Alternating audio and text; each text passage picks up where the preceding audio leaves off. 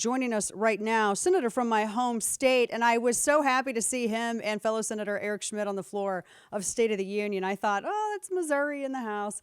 He joins us now via Skype, Senator Josh Hawley from the wonderful state of Missouri. Good to see you, Senator.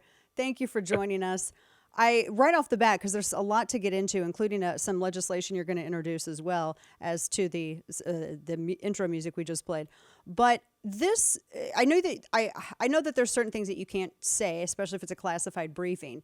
But at least let me ask you this. I know that the Senate has been briefed, and at least you're, I guess, up to date with some of the latest information. Has it clarified anything further for you? Not really. No, Dana. I mean, my view is that they don't really know what's going on. The Biden administration is completely asleep at the switch, and I don't really know who's in charge. As to these most recent aerial objects that they shot down, the truth is that reports from the Director of National Intelligence that's been declassified has said that there have been hundreds of these kind of objects identified over the last few years. Why the Biden administration started shooting them down just now, I have no idea. They didn't say. They won't tell us. I think part of it is they're embarrassed by the fact that Joe Biden led an honest-to-goodness Chinese spy apparatus across our entire continental United States, including the state of Missouri, and did nothing about it until it had collected everything it wanted to collect. So I think right now they're in total disarray, and they're either completely incompetent or they're lying to us, or both. Yeah, and to your point, New York Times reported yesterday evening that apparently our government knew about this, or the administration knew about this, like right when this balloon or the spy craft lifted off in Chinese over, I think they're Hainan Island. So they monitored it from the beginning. But was Biden aware? Because you posed this question online. You said that he didn't shoot it down over Alaska because the military and intel agencies didn't tell him about it until it had left Alaska. So I'm just curious as to when the president knew and why they didn't then shoot it down in Pacific waters. Yeah, what's been reported, Dana, is he was not told, and there's public reporting on this, until January 31st, that is days after it had left, the balloon had left Alaska. And you're right. So now we learned that the administration or the intelligence agencies or somebody was tracking this balloon from the second that it left China. They watched it the whole way. They watched it go right over the state of Alaska. The Alaska, the general, the NORAD commander, that's the guy who's in charge of our homeland defense right now. He says that he couldn't shoot it down over Alaska because he personally didn't have authorization, and yet they didn't tell the president. I mean, who's running this country? That's really, to me, the pressing question here. Where is Joe Biden? Yeah. What is he doing? Is it shock you that he, not to interrupt you, but does it shock you that he hasn't addressed this personally himself? Yes, it does, and that's what needs to happen here. Well, we need to know, first of all, that he's actually around and in charge. I mean, is he calling the shots here? Or who, if not, who is? The fact that he wasn't even informed when it was time to make a military decision is pretty shocking. The vice president, we're talking with Senator Josh Hawley, the vice president had said that she hopes that she doesn't foresee this affecting our relations with Beijing, which I didn't even realize that we had any kind of relations with Beijing to start with. But I really am not getting that sense from China because they're really saber rattling, making these empty threats towards the United States because we shot down their balloon, which they said was a weather balloon, but now we know it's spycraft. What are your thoughts on that and how this affects everything with China? Because, I mean, clearly they see that there really wasn't a deterrence. Well, it should affect our relationship with them, and it ought to be a wake-up call to this administration and all of the people who for years, Dana, have said, oh, China's peaceful. We should do more trade with China. We should send more jobs to China. It's great that they're taking all of our industry. No, it's not. It's been a disaster. Allowing China into the WTO, disaster. Allowing China to build their military on the backs of our middle class, disaster. So what we ought to be doing right now is we ought to be saying, yeah, we're going to change the relationship. We're going to put sanctions on them. We're going to use this as an opportunity to bring back our supply chains to this country and make stuff in America again. That's what we ought to be doing. But that's not what Joe Biden's doing. He's out there doing who knows what. I mean, maybe napping. I don't know. But he's certainly not in charge right now. Well, apparently making money with business deals. I mean, that's, where I know we're still getting to the bottom of that. I want to one last quick question on this, and I want to switch gears to talk with you about what's happening at St. Louis Children's Hospital. Is it, because I know that they said one spy craft, and then the other three were not spy balloons? I mean, what were they?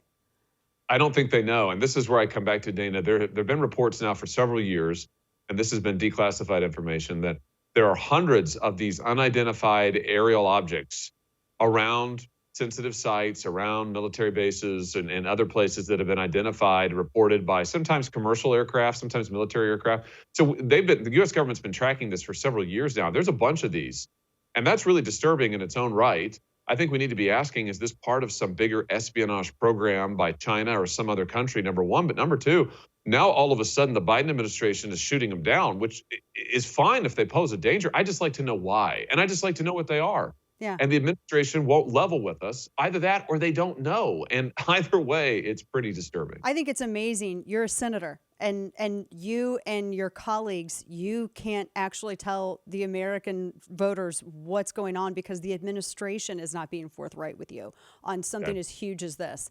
That's incredibly significant.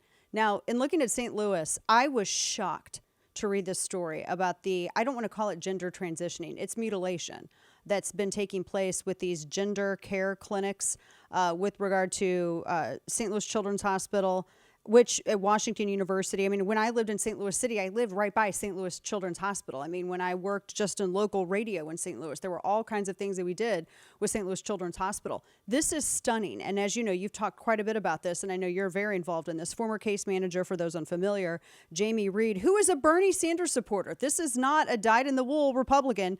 She's very left, but she was so troubled by what she saw, the lack of accountability and oversight with regards to the gender affirming care, no address of mental health at all whatsoever. So she's blown the whistle on it. What can be, I'm shocked at the lack of oversight and accountability. This is a major hospital. Yeah, it is. And the idea that parents would not be told about this, Dana, that they would not know that their kids were being put through these surgeries or sterilized is just sickening. I say as a parent myself of 3 kids, it is including a baby daughter. It is just sickening. So here's what should happen to begin with. Number one, we ought to give parents the right to sue, and kids, victims, the right to sue these clinics, these doctors, these universities that fund them. All of them ought to be on the hook in court for not just discovery and all that, but damages, big time damages, so that these people who have been victims can be made whole. Number two, we got to figure out every kid who was victimized here. How many of them were there?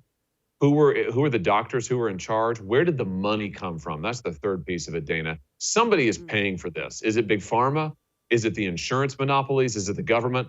We are going to find out. Yeah, this surely isn't informed consent for sure. I mean, I'm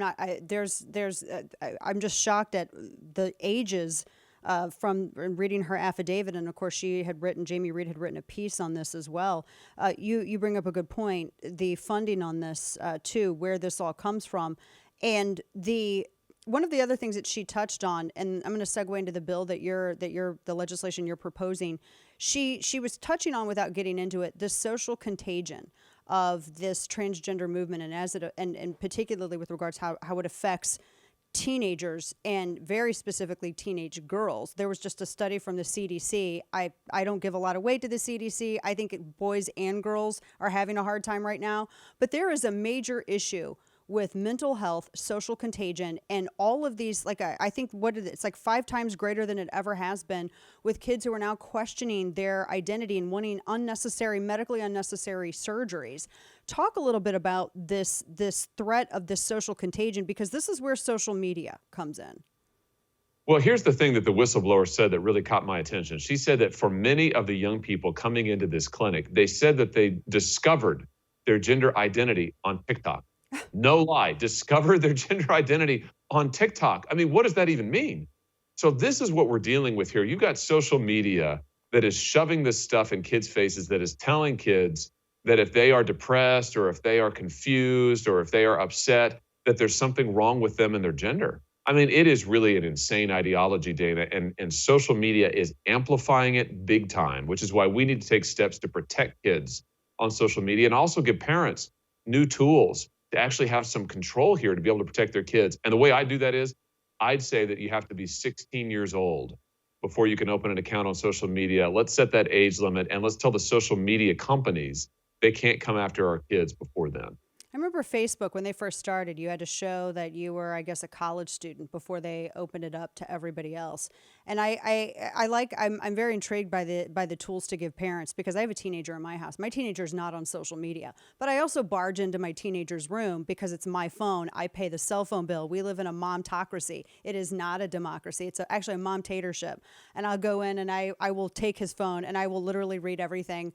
But not every parent does that. And I do think some of it comes down to parenting. What do you say to those people who agree with everything that you said, but they're like, oh, is this an issue of parenting? Is this giving the government too much power? How do you deal with their concerns with that?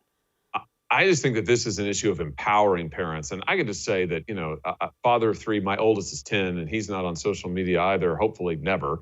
But here's the deal. Technology changes so fast. It is hard for parents to keep up. And Dana, I won't lie to you. I mean, my 10-year-old probably knows more about my phone than I know about it. And he certainly doesn't have his own phone. Yeah. But the idea that for most parents that you can, set your settings on your kid's phone and you'll be able to keep track of that, it's virtually impossible. So here's the thing. What a lot of kids will tell you, what studies show, is that kids get on social media at an early age because their friends are on it. It's not necessarily that they really want to be on Instagram. It's that, well, everybody else is, and they don't want to miss out. So I think let's give kids some protection, parents some control. Let's just say you got to be 16.